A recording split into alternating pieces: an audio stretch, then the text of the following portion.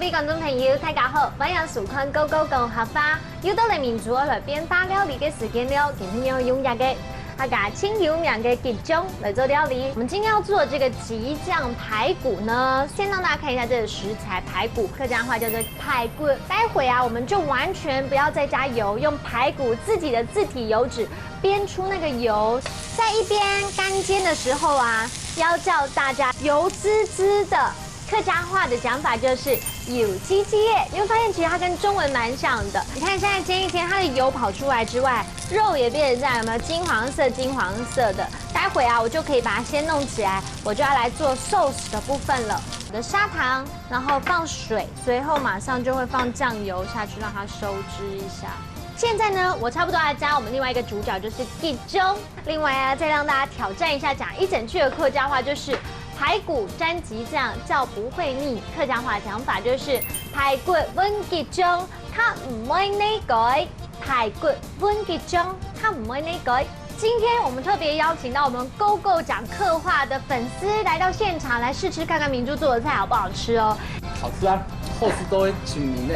好厲害哦！你是特別練的嗎？他剛教我的。他應該主持人做嘅東西真經在懂後市啦。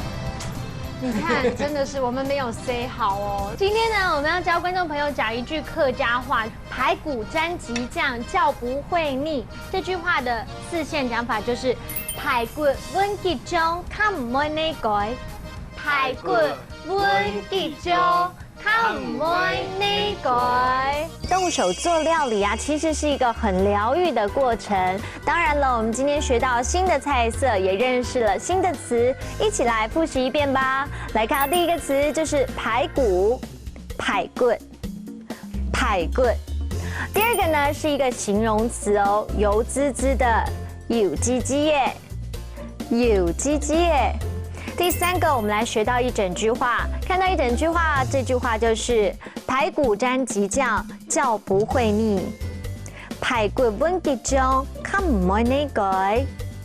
排骨溫吉種，它唔會膩改。